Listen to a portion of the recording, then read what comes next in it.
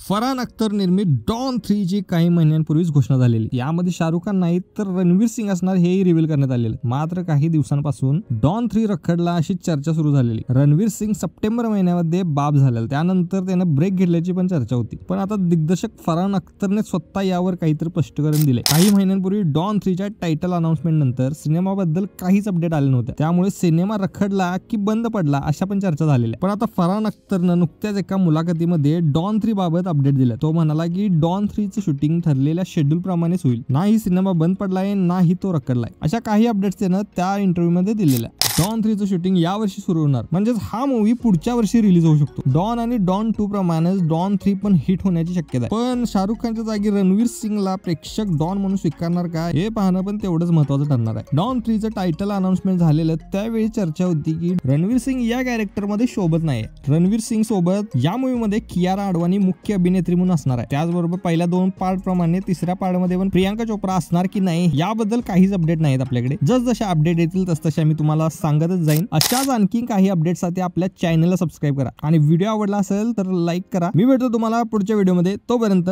धन्यवाद.